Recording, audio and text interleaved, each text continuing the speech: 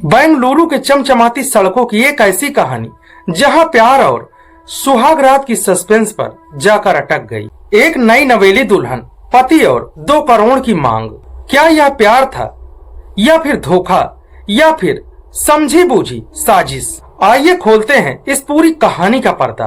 5 मई 2025 चिंगमरुरु की प्रवीण और संजना की शादी पूरे हिंदू रीति रिवाज के साथ संपन्न हुई। बेंगलुरु के सत्यगिरी पैलेस में धूमधाम से रिसेप्शन हुआ। प्रवीण के माता पिता ने पूरे रिसेप्शन का खर्च उठाया, दिल खोल कर खर्च किया। वही शादी संपन्न हुई और सुहाग रात पर जाकर अटक गई। फिर 16 मई 2025 को सुहाग रात की रस्म की तैयारी शुरू हो गई। शाम हुई, संजना तैयार होकर अपने कमरे में गई और अपने दूल्हे प्रवीण का बेसब्री से इंतजार करना शुरू कर दिया। वहीं शाम को प्रवीण जब अपनी पत्नी के कमरे में गया, थक हार कर सो गया। दरअसल इस पति और पत्नी के बीच में कुछ हुआ ही नहीं। फिर इसी समय से शुरू हुआ एक डरावना खेल। दरअसल जो प्रवीण था वह मानसिक तनाव और थकी के कारण अपनी पत्नी के साथ कुछ भी नहीं करता, ना ही उसके साथ जिस्मानी संबंध बनाता है, ना ही उसकी जरूरतों को पूरी करता है। दरअसल सुहाग रात वाले दिन प्रवीण मानसिक तनाव के कारण अपनी पत्नी के साथ ना ही संबंध बनाता है, ना ही उससे ज्यादा देर तक बातें करता है। वो अपनी पत्नी के पास जाकर थक हार कर सो जाता है। वही पत्नी आधी रात तक अपने अरमानों को, जो उसने सपने देखे थे, वह सोच रही थी कि आज उसकी सारी हसरतें प्रवीण पूरा करेगा। लेकिन आधी रात तक संजना बेड पर ही बैठी रही। प्रवीण ने उसके साथ कुछ भी नहीं किया। वही संजना के अरमान पर प्रवीण ने पानी फेर दिया। सेक्स तक बात पहुंची ही नहीं। वही संजना के अरमानों पर प्रवीण ने पानी फेर दिया। वही प्रवीण थक हार कर सो रहा था। दरअसल इन दोनों के बीच में सेक्स तक बात पहुंची ही नहीं, ना ही संबंध बना। और इसी से शुरू हुआ एक डरावना खेल। दरअसल अगला दिन हुआ, जो संजना थी वह बहुत ही गुस्से में पति को गाली देने लगी।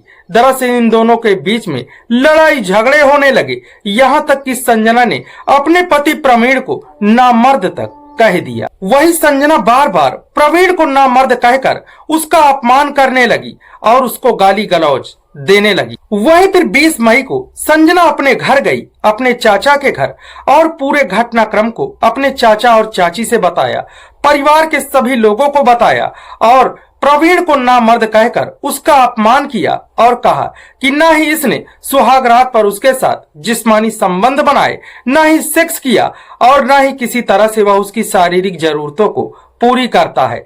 दरअसल संजना ने जब अपने परिवार के सभी लोगों को उस प्रवीण के बारे में उसका अपमान किया, उसकी बेइज्जती की कि कैसा प्रवीण एक नामर्द है और उसने उसके साथ शादी करके गलती कर दी। वहीं फिर जब संजना के माता पिता और उसके चाचा को इन बातों का पता चला तो 21 मई 2025 को संजना के माता पिता और परिवार के लोग आकर इस प्रवीण के घर में हंगामा करना शुरू कर दिया और फिर प्रवीण को मारने पीटने लगे और वहीं प्रवीण को नामर्द कहकर उसका अपमान भी करना शुरू कर दिया गया। दरअसल यह मामला फिर भी ठंडा नहीं हुआ। वहीं प्रवीण के माता पिता और संजना के माता पिता ने मिलकर प्रवीण की जांच करवाई, लेकिन जांच के दौरान यही पता चला कि प्रवीण तो बिल्कुल स्वस्थ है, उसको किसी प्रकार की कोई कमी नहीं है और वह नामर्द नहीं है। वही संजना को जब इस बात का पता चला कि प्रवीण के अंदर तो कोई कमी ही नहीं, वह तो बिल्कुल स्वस्थ है, लेकिन फिर भी संजना का गुस्सा अभी भी कम नहीं हुआ कि प्रवीण स्वस्थ है, नामर्द नहीं है। और फिर संजना के माता पिता और उसके परिवार वालों ने मिलकर 5 जून 2025 को प्रवीण के घर पर पंचायत रखी और उसी पंचायत में संजना के माता पिता ने 2 करोड़ की मांग रखी कि 2 करोड़ का हमारा खर्च लगा और तुम 2 करोड़ की संपत्ति इस संजना के नाम करो। दरअसल यह एक प्यार था या फिर सोची समझी साजिश थी कि शादी के बाद संजना अपने पति से 2 करोड़ की संपत्ति लेगी और सुहागरात भी नहीं मनाएगी। फिर पंचायत के लोगों ने संजना के माता पिता और प्रवीण के माता पिता को समझाया कि लड़का नामर्द नहीं है। उसकी रिपोर्ट में तो साफ साफ लिखा है कि लड़का तो स्वस्थ है, लेकिन फिर भी संजना का गुस्सा कम नहीं हुआ और वह 19 जून को अपने मायके चली गई। और फिर 17 अगस्त को संजना और उसके माता पिता कुछ गुंडों के साथ प्रवीण के घर पहुंचे। प्रवीण के माता पिता और प्रवीण से लड़ाई झगड़े करने लगे। वहीं फिर प्रवीण के सर पर एक गंभीर वस्तु से वार किया गया। उसके सर पर गंभीर चोट आई और उसके घर वालों से मारपीट करने लगे और उसके घर में लगे सीसीटीवी कैमरे में यह सब घटना रिकॉर्ड हो रही थी। दरअसल उसके माता पिता संजना के माता पिता से माफी मांग रहे थे, गुंडों के सामने हाथ जोड़ रहे थे, लेकिन फिर भी संजना को किसी के ऊपर तरस नहीं आया। उसने अपने पति को बेरहमी से उन गुंडों से पिटाया। उसके बाद उसके माता पिता के ऊपर भी लाठी चार्ज करवाई और घर में खूब तोड़ फोड़। वहीं फिर प्रवीण के ऊपर गंभीर चोट आई। उसके माता पिता को भी चोट लगी। घर में सारी चीजों को तोड़ फोड़ किया। वहीं फिर प्रवीण और उसके माता पिता ने गोविंद नगर पुलिस स्टेशन में संजना और उसके माता पिता के ऊपर गंभीर आरोप लगाए और कहा कि उसने 2 करोड़ की संपत्ति लेने के लिए ही घर में हमला करवाया, गुंडों को बुलवाया, हमारे साथ मारपीट की, घर का सामान तोड़ा। अब सबसे बड़ा सवाल यह है कि यह मानसिक तनाव था या फिर सोची समझी साजिश थी? क्या संजना की मांग बिल्कुल जायज है या फिर एक सोची समझी प्लान के तहत साजिश की गई है?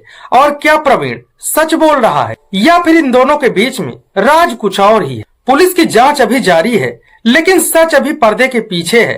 प्यार, सेक्स और धोखे की इस कहानी का अगला मोड़ क्या होगा, यह तो वक्त ही बताएगा। लेकिन ऐसे रिश्ते जो प्यार, शादी और सेक्स के बीच में जाकर रुक जाते हैं, उनका अंत तो साफ साफ दिखाई देने लगता है। क्योंकि फिर जो ऐसे लोगों का रिश्ता होता है वह अंधेरे की ओर जाना शुरू हो जाता है। क्योंकि प्यार की, धूमधाम से शादी की और सेक्स नहीं किया तो 2 करोड़ की डिमांड हो गई। दरअसल ये कहां का न्याय है कि सेक्स नहीं किया तो 2 करोड़ रुपए जुर्माने के रूप में दो। इसीलिए साथियों, हमारा कहना बस यही है कि आप भी किसी से प्यार करते हैं, प्यार में शादी करते हैं और साथियों शादी के बाद जब आप लोगों का रिश्ता उस मोड़ पर आकर पहुंच जाए, संबंध बनाने के कगार पर आ जाए, दोस्तों अगर आप भी अपनी पत्नी के साथ संबंध नहीं बनाएंगे तो आपकी पत्नी भी आपसे न जाने कितने रुपए की डिमांड करना शुरू कर देगी। वहीं साथियों, आपकी इस कहानी पर क्या राय है कि इस लड़की ने सेक्स न करने पर 2 करोड़ की मांग की, सही किया या गलत किया? इसके बारे में आपकी जो भी राय हो हमें जरूर दीजिएगा। मिलते हैं फिर एक नई घटना के साथ। धन्यवाद।